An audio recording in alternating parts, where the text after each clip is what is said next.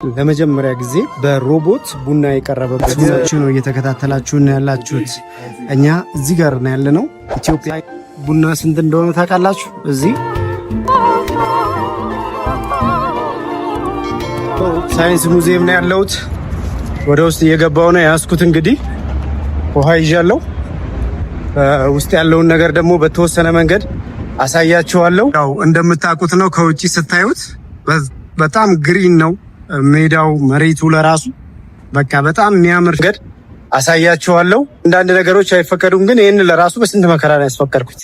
አሁን ፍተሻውን አልፌ ሳይንስ ሙዚየም ገብቻለሁ እና ፊት ለፊት ያለውን ገጽታ ላሳያችሁ። መጀመሪያ ስትገቡ የምታገኙትም ማለት ነው። ሳይንስ ሙዚየም ይህንን ይመስላል ማለት ነው የምታገኙት። አስጎብኚዎች አሉ። እነሱን እያንዳንዱን ፓርት ታያላችሁ ማለት ነው። ልክ ስትገቡ ይህንን ታያላችሁ። ወደ ውስጥ መጀመሪያ መግቢያው ላይ ማለት ነው እነዚህ እናያለን ማለት ነውና ያው ፈጠን እያልኩ ወደ ውስጥ እየገባው አሳያችኋለሁ ማለት ነው። አሁን አንድ ቦታ ላሳያችሁ። በኢትዮጵያ ለመጀመሪያ ጊዜ በሮቦት ቡና የቀረበበት ወይንም ቡና የተፈላበት ቦታ ነው። መለከቱት በሮቦት ነው ሁሉ ነገር፣ ቡናው የተቆላው፣ ቡናው ተፈልቶ የቀረበው ማለት ነው። ይሄ በኢትዮጵያ ታሪክ ለመጀመሪያ ጊዜ ነው። ያ ቦታ ምን ይመስላል? ሮቦቷስ ምን ትመስላለች? ቡና ለመጀመሪያ ጊዜ ያፈላችሁ፣ ይሄንን አሳያችኋለሁ። ይሄ ቦታ የኮፊ መስሪያ ነው በኤአይ ማለት ነው። እና እንግዲህ እንግዶቹ የሚቀመጡት እዚህ ጋር፣ ቡናውም የተፈላው ደግሞ በዚህ አይነት ሁኔታ ነው ማለት ነው። ይሄ በኢትዮጵያ ታሪክ ለመጀመሪያ ጊዜ ነው በሮቦት ቡና የተፈላው ማለት ነው።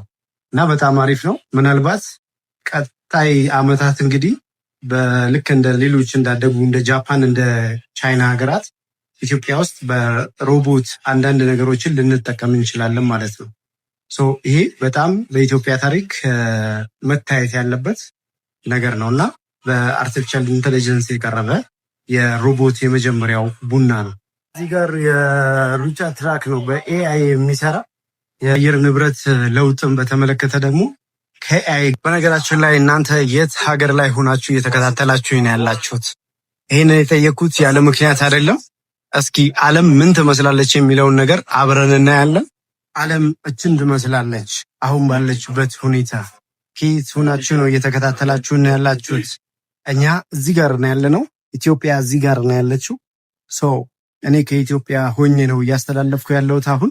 እናንተ ግን ከየት ሆናችሁ እየተከታተላችሁኝ እንዳላችሁ ኮሜንት ላይ አስቀምጡልኝ። ወደ ውስጥ ደግሞ እየገቡ ዋው እዩ። በጣም የሚገራርሙ ነገሮችን ነው ማሳያችሁ። በጣም ዋው። ይሄ እንግዲህ በንፋስ እና በኤአይ የምንሹ አዲስ አበባ እችን ትመስላለች አሁን ባለችበት ሁኔታ የምታዩት። አንድ ቀን በደንብ አሳያችኋለሁ።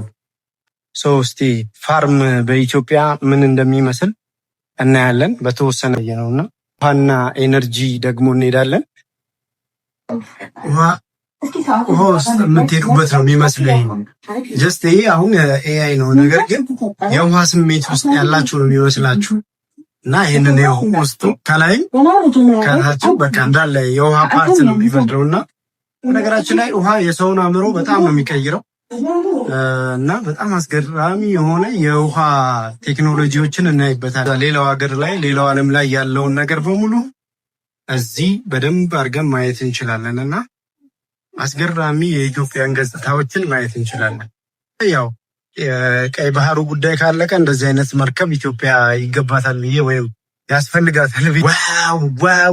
ዋው በጣም የሚገራርሙ ፊውቸሮች ናቸው። ሌላው ስሪዲ እዩት። ይህንን ፊልም በቃ የሚገራርም ቦታዎች ናቸው። እያንዳንዱን ነገር ያለሁት እኔ ለራሴ አዲስ ነው የሆነብኝ። ለመጀመሪያ ጊዜ ነው የመጣሁት። በቃ እንደዚህ አልጠበቅኩትም። ከሁሉም የቦታዎች ከተሰሩ ቦታዎች ምናልባት እኔ በደረጃ ባስቀምጠው ይሄ አንደኛው ነው። ሳይንስ ሙዚየም በቃ የሚገርም ነው። መጣችሁ ሁሉም በተለይ ልጆች ምናምን መጥተው ማየት አለባቸውና ኢትዮጵያ በዚህ ደረጃ በቃ ከቴክኖሎጂ ጋር አይመስልም እኮ በቃ አሁን እዛ ጋር የሚወራውና እዚህ በአካል መጣችሁ የምታዩት ነገር ምንም አይገናኝም። እና በቃ እዩት ኢትዮጵያ ውስጥ እንደዚህ አይነት ነገር አለ ወይ ነው የምትሉ?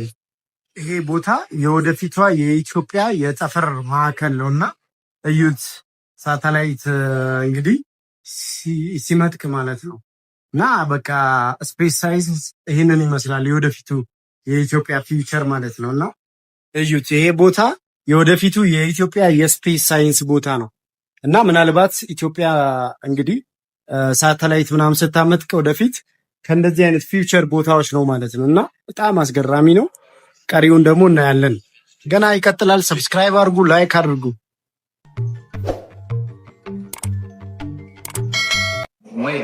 የአየር መንገድ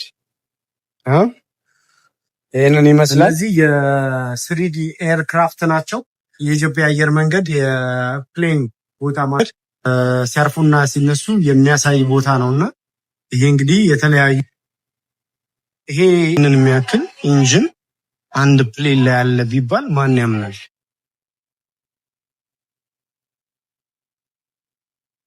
አሁን ያለሁት ያው ወደ መናፈሻ የሚወስደኝ ነው፣ በላይ በኩል ማለት ነው።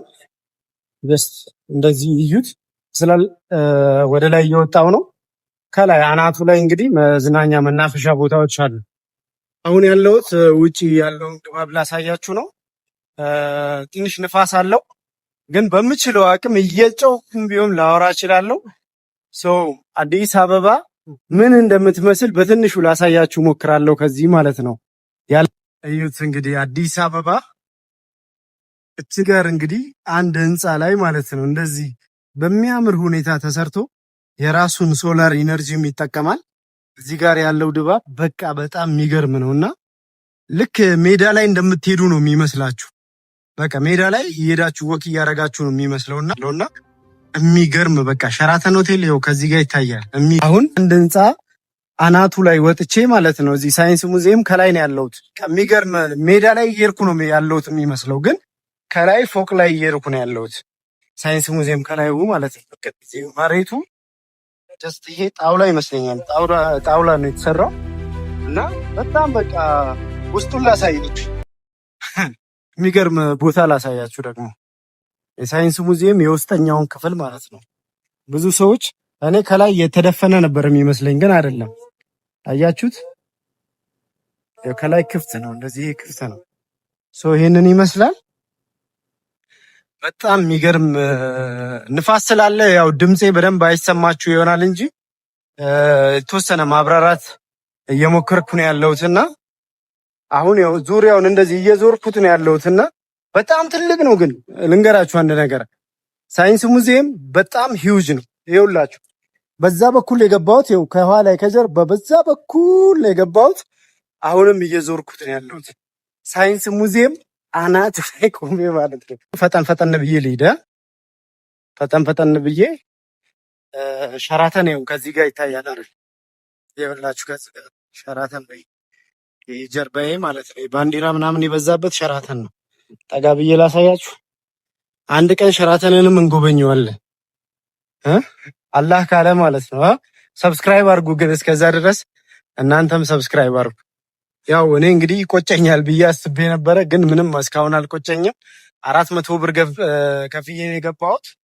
የ400 ብር ያክል አገልግሎት አግኝቻለሁ። ኦብቪስሊ ምንም እንትን የለው፣ ግን ምሽት ላይ ብመጣ ደግሞ አሪፍ ነበረ። ለምን ብትሉ ጊዜ አሳልፌያለሁ። ላይክ፣ ሼር፣ ሰብስክራይብ አድርጉ። የተወሰነውን አይተናል። አሁንም እንግዲህ ተመልሼ ወደ ታች እየወረድኩ እገኛለሁ እና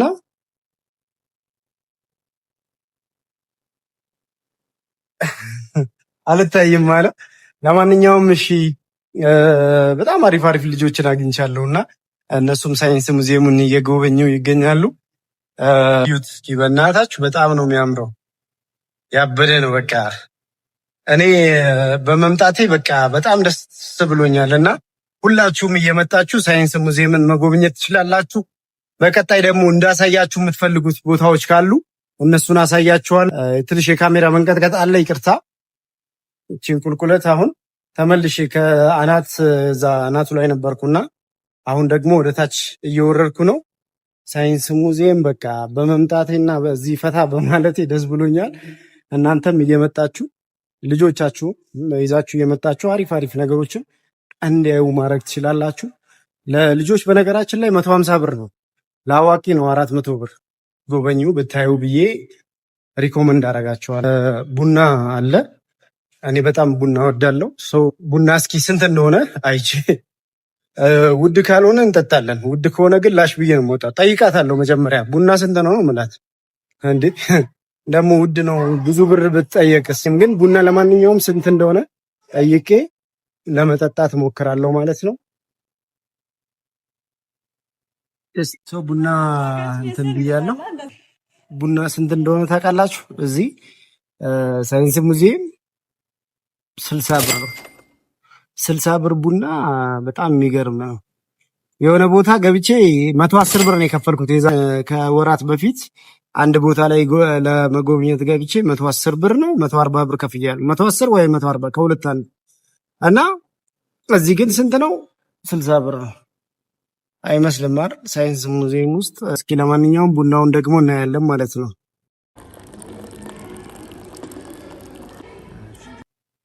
ሳይንስ ሙዚየም ቡና ይሄንን ይመስላል።